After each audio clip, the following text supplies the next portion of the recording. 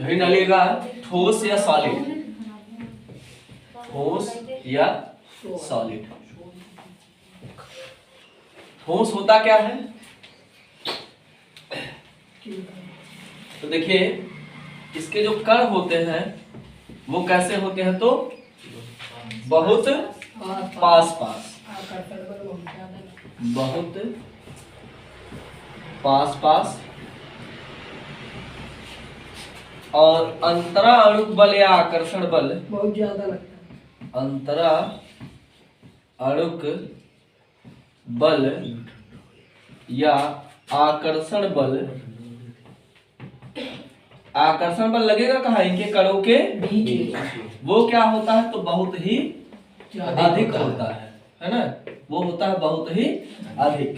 ठीक, तो इस आधार पर कहा जा सकता है कि ठोस वे पदार्थ होते हैं जिनके कण बहुत पास पास होते हैं और उनमें अंतरा अणुक बल या आकर्षण बल का मान क्या होता है, बहुत अधिक होता है। क्या कहलाते हैं, ठोस कहलाते हैं। बात सुन रही, तो लिखिएगा परिभाषा।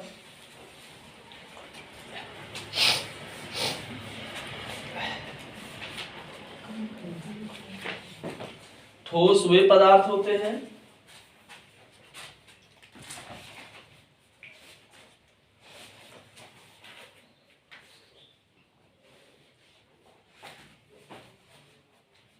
जिनके कण बहुत पास पास होते हैं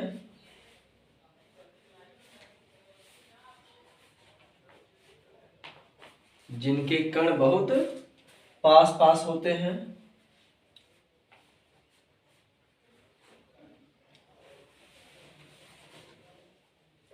कणों के पास पास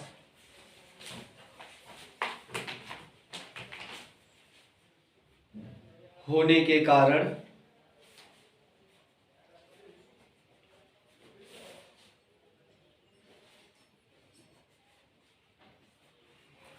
कणों के पास पास होने के कारण इनके बीच लगने वाला आकर्षण बल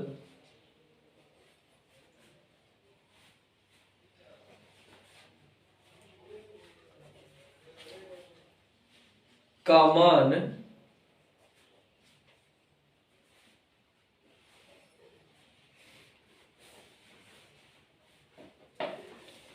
बहुत अधिक होता है।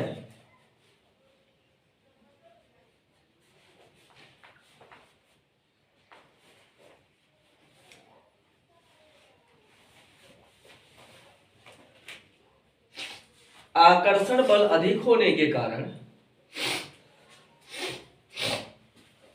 इनका आकार तथा आयतन दोनों ही निश्चित होता है।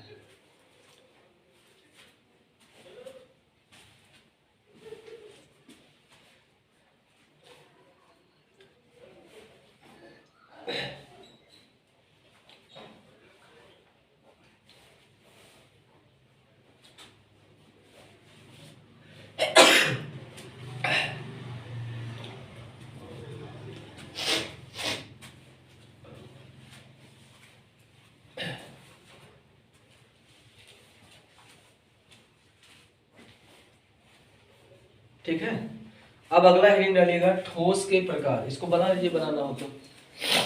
नहीं बनाना ना, ठीक। हेडिंग डालिएगा ठोस के प्रकार।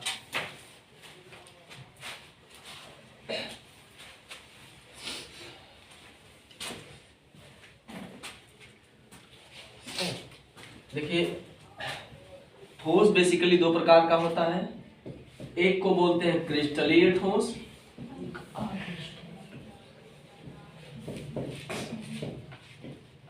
और दूसरा होता है अक्रिस्टलीय।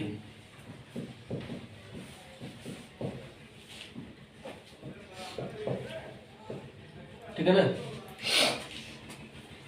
कोई दिक्कत? Crystalline solid,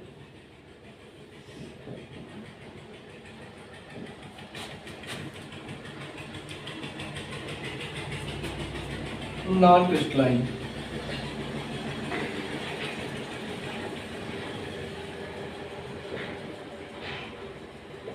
solid. ठीक। अब एक मामला है कि ठोस तो ठोस होता है यार, इसमें क्रिस्टलीय अक्रिस्टलीय क्या है ना। तो चीनी देख रहे हैं, चीनी का सूत्र क्या होता है, C12H22O11, ठीक ना। ये क्या है, चीनी या शुगर। ठीक। तो अगर बात की जाए चीनी जो है क्रिस्टलीय ठोस है या क्रिस्टलीय ठोस है, ठीक।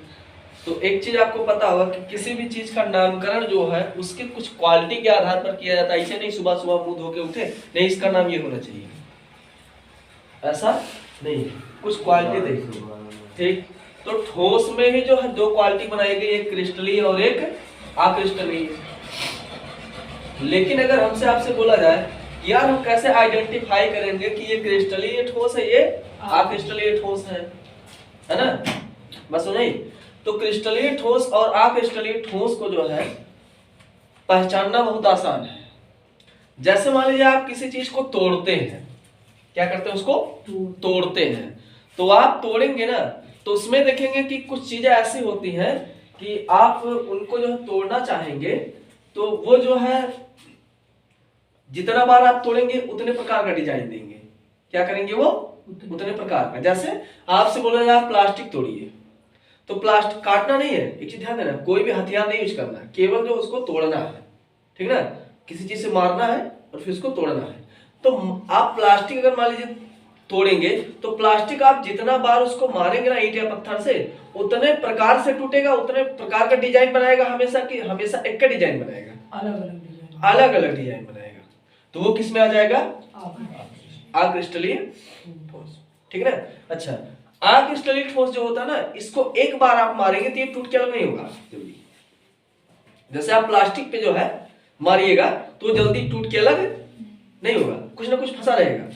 और जो नमक होता है, चीनी होता है, मिश्री देख रहे हैं ना, मान लीजिए चीनी बहुत छोटा होता है, उसको तोड़ने में हो सकता है आपको तकलीफ हो, लेकिन जो मिश्री होता है बड़ा वाला चीनी है ना, उसको आप तोड़ेंगे, उस केस में भी क्या होगा, वो टूटेगा। तो हमेशा जो है एक चीज ध्यान दीजिएगा कि जो क्रिस्टलीय ठोस होते हैं ना, इनका जो आकार होता है वो निश्चित होता है, इनकी जो बनावट होती है ना वो क्या होती है, निश्चित होती है, याद रखिएगा, ठीक है ना। पहले जो है अभी जो है साइंटिफिक भाषा में नहीं कुछ लिख रहे हैं, केवल इनका जो बेसिक क्वालिटी है जो आम आदमी देख के बता सकता है बिना साइंस पढ़े, उसके आधार पर हम लोग आइडेंटिफाई कर रहे हैं, ठीक है ना। तो ये जो इसका आकार या बनावट होता है वो क्या होता है, निश्चित होता है। कैसा होता है, निश्चित। अब बोलेंगे ये कैसे, तो यहां पे नमक और चीनी, और चीनी का कौन सा, तो मिश्री वाला जो होता है उसको याद रखिएगा, क्योंकि चीनी बहुत छोटा होता है यार, ठीक। उसको हम और आप जो तोड़ना चाहेंगे तो माइक्रोस्कोप से देखना पड़ेगा ना। तो यहाँ पे मिश्री वाला एग्जांपल मेरे हिसाब से बेटर रहेगा। बात समझ गई, कोई दिक्कत। अच्छा, आज तक देखे होंगे आप जो है नमक या मिश्री को तोड़ेंगे ना, तो आज तक देखे आप जो आपको नमक जो है, नमक का टुकड़ा गोलाकार दिखाई दिया, नहीं दिखाई दिया। कैसा दिखाई दिया, आयताकार या वर्गाकार, आयताकार या वर्गाकार। आज तक चीनी देखे त्रिभुजाकार एक को दाना नहीं, चीनी आपको कैसा दिखेगा, हमेशा आयताकार या वर्गाकार। इसका मतलब इनकी जो डिजाइनिंग होती है वो क्या होती है, फिक्स होती है। बात सुनी। तो आकार या बनावट इनका जो होता है वो क्या होता है, निश्चित होता है। लेकिन अगर बात की जाए वही इनका जो है, तो एग्जांपल के तौर पर हम प्लास्टिक ले सकते हैं। क्या, प्लास्टिक है ना। प्लास्टिक की अगर बात की जाए तो इसको आप जो है ना, इसका आकार और बनावट क्या होता है, आप जितना जो है इसको मारेंगे उतने बार भी टूटता चला जाएगा, लेकिन जितना बार टूटेगा अलग अलग डिजाइन बनाएगा कि एक ही संरचना में हमेशा टूटेगा अलग अलग, है ना।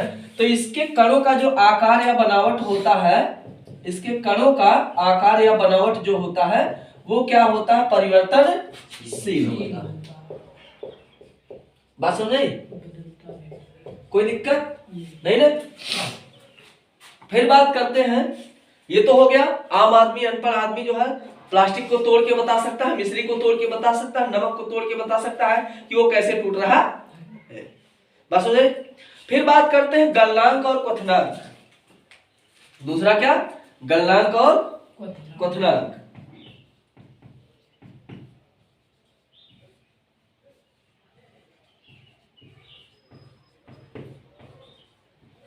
है ना, दोनों में लिख लेते हैं।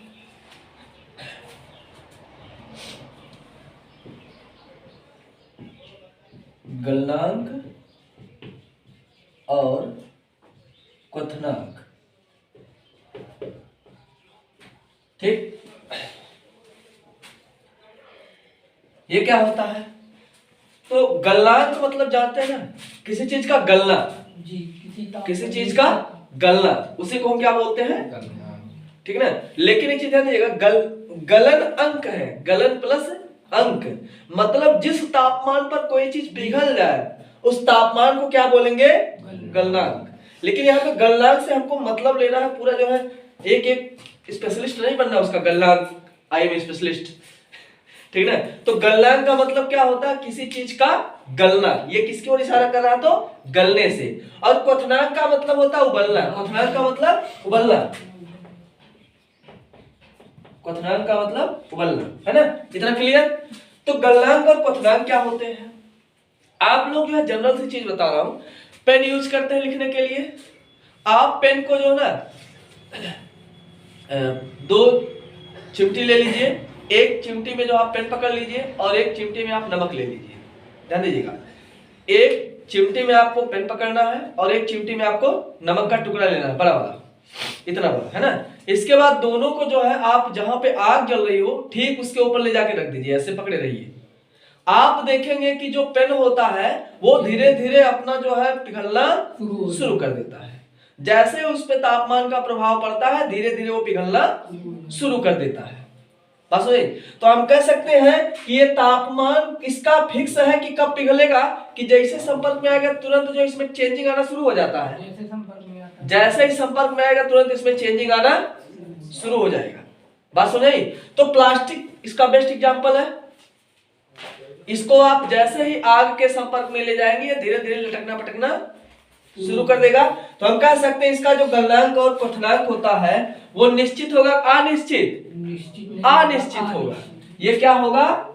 अनिश्चित, है ना। बात सुन गई? तो सीधी सी बात है, जब ये पिघल जाएगा तो धीरे धीरे उबलना भी शुरू कर देगा। अब जैसे जैसे आप जो है इसको ज्यादा गर्म करेंगे ये क्या करेगा? तेजी से उबलने लगेगा। इतना समझ में आया? कोई दिक्कत? मोम भी आ जाएगा क्रिस्टलीय ठोस में। मोम होता नहीं है, मोमबत्ती, है ना, तो वो भी किस में आ जाएगा? जैसे आप आग के संपर्क में ले जाएंगे धीरे धीरे लटकना पटकना शुरू हो जाता है। इधर क्या होता है? नमक को आप देखेंगे आग में रख देंगे ना, ऐसे लिए रहेंगे लेकिन उसमें कोई चेंजिंग नहीं आता, ठीक। जब उसको जितना तापमान चाहिए गलने के लिए उतना तापमान मिलेगा तब जाके वो पिघलेगा, और जितने तापमान पर उबलना है उतना गर्म हो जाएगा तब जाके उबलेगा, उसके पहले ना तो पिघलेगा ना तो उबलेगा, ठीक। तो इसका जो गलनांक और क्वथनांक होता है वो क्या होता है? निश्चित होता नहीं होता है? होता ना, ठीक। और निश्चित के साथ साथ क्या होता है? उच्च होता है कि निम्न होता है? उच्च मतलब अधिक होता है, उच्च या अधिक। ज्यादा देर तक गर्म करना पड़ेगा ना, तो क्या हो जाएगा? अधिक हो जाएगा। अनिश्चित है और क्या है? कम है। अनिश्चित और कम है। इसका अक्रिस्टलीय का क्या है? अनिश्चित है और कम है। बात समझे? ये जो है किसी भी तरह से वैज्ञानिक सिस्टम से आप लोग नहीं पढ़े हैं, केवल जो है नॉर्मल परिभाषा आपसे कोई भी पूछे तो कम से कम आप जो है 2-3 चीजें गिनवा सकते हैं कि ऐसा क्यों होता है। बात समझे? तीसरा मामला आता है क्रिस्टलीय और अक्रिस्टलीय का। तो क्रिस्टलीय ठोस के जो कण होते हैं वो एक सिस्टमैटिक ढंग से व्यवस्थित होते हैं, मतलब एक निश्चित क्रम में क्या होते हैं? आपस में जुड़े हुए होते हैं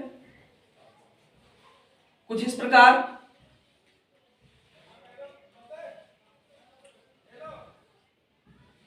तो इनकी बनावट जो है फिक्स हुई नहीं हुई ना।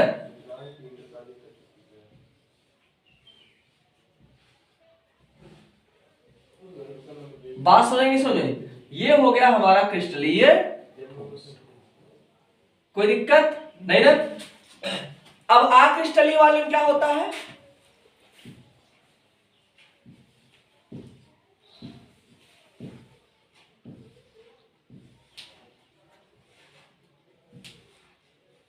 इनके कणों का एक सिस्टमैटिक व्यवस्था नहीं नहीं होता है, ये कैसे भी व्यवस्थित हो सकते हैं। लग रहा है किसी तरह से एक निश्चित क्रम में व्यवस्थित है? नहीं है। तो ये कुछ बेसिक पहचान है जिसके आधार पर आप बोल सकते हैं ये क्रिस्टलीय ठोस है और ये अक्रिस्टलीय। बात समझ आई? हमेशा जो डायग्राम पे ध्यान दीजिएगा, परिभाषा एक को नहीं याद होगा, ठीक है ना? समझ में आ गई बात? दिक्कत है कहीं पे? नहीं। रिपीट कर दे? नहीं। देखिए, ठोस कितने प्रकार के होते हैं? दो प्रकार के, एक क्रिस्टलीय और एक अक्रिस्टलीय। क्रिस्टलीय ठोस किसे कहते हैं? जिनके कणों का आकार या बनावट क्या होता है? निश्चित। मतलब आप देखेंगे कि चीनी और नमक का जो टुकड़ा होता है वो आपको हमेशा वर्गाकार आयताकार ही दिखाई देगा। देखने में आज तक आपने यूरिया के टाइप का, यूरिया का दाना जैसे नहीं आता उसके टाइप का चीनी या नमक देखा आज तक? अभी मत बोलना कि जो टाटा वाला पैकेट आता है उसमें तो बहुत छोटा छोटा होता है, वो होता होगा नहीं वाली बात है। उसको माइक्रोस्कोप से देखो ना तो वो भी आपको वर्गाकार या आयताकार ही दिखेगा, और कोई कलर आपको और कोई डिजाइन आपको नहीं दिखेगा, ठीक? और इसका जो गलनांक और क्वथनांक होता है तो पेन और नमक आज ले जाके घर पे चेक कर लीजिएगा, जहां पे आगे ठंडक का सीजन है, ये है, ठीक? पता है, ठीक है ना? तो आप देखेंगे कि नमक जो होता है ये जल्दी जो है उबलेगा नहीं और जल्दी ना तो पिघलेगा, लेकिन कब? जितना इसका गलनांक और क्वथनांक है उतना गर्म हो जाएगा तब जाके। वही प्लास्टिक क्या होता है, जैसे आग को देखता है तुरंत मुस्कुराता है और लजाता है, लटकना पटकना शुरू कर देता है। बात समझ आई? इनके जो कणों का व्यवस्था क्रम होता है वो क्या होता है? एक निश्चित क्रम में होता है, और इनके कणों का जो व्यवस्था क्रम होता है वो क्या होता है? अनिश्चित होता है। यही तो हम लोग पढ़े, इतना और कुछ पढ़े नहीं किए। बना लीजिए इसको।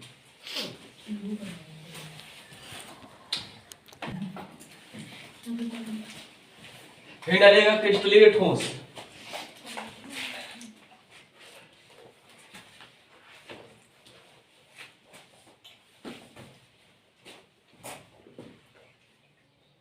देखिएगा, क्रिस्टलीय ठोस वे ठोस होते हैं, क्रिस्टलीय ठोस वे ठोस होते हैं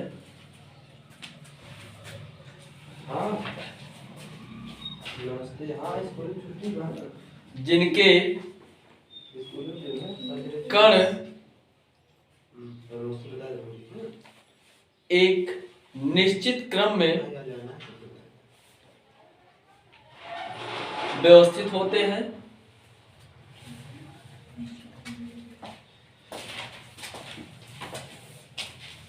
तथा इनके कणों की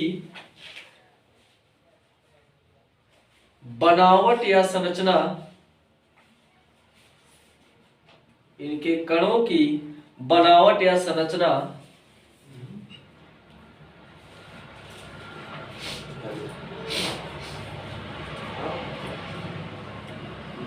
भी निश्चित होती है।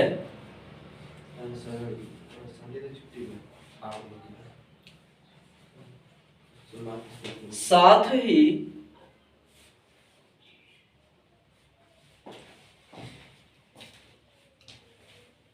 इनके गलनांक एवं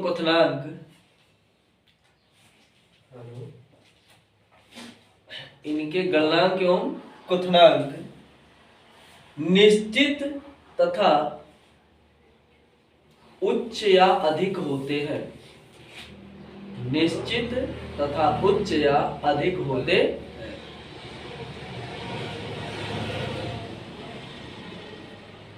ठीक है ना? यहाँ पे उच्च या अधिक से मतलब क्या है? बहुत ज्यादा गर्म करना पड़ेगा, और जितना तापमान इसको पिघलने के लिए चाहिए उतना जब गर्म हो जाएगा तभी पिघलेगा, नहीं तो नहीं पिघलेगा, ठीक ना? जैसे नमक, चीनी आदि।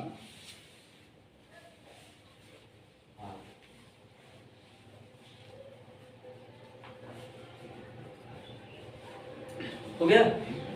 अगला हेडिंग डालिएगा अक्रिस्टलीय ठोस।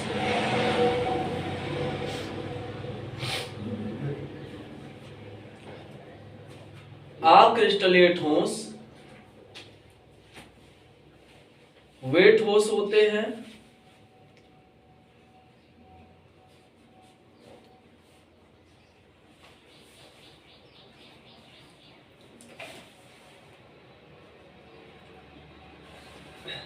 जिनके कणों का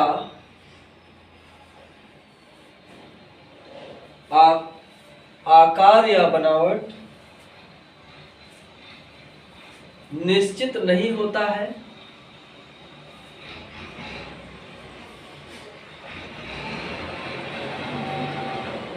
तथा इसको चार मत समझ लीजिए और है ना, पता चला चार समझ लीजिए। इनके कणों का आकार या बनावट निश्चित नहीं होता है तथा इनके गलनांक व क्वथनांक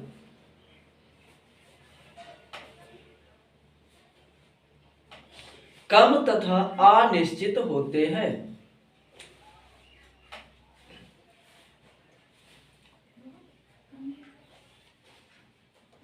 अनिश्चित होते हैं।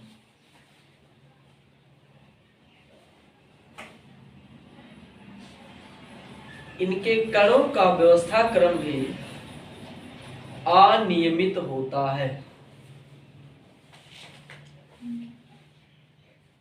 अवयवी कण लिखा हुआ मिलेगा आपको, उसका मतलब भी वही है ना।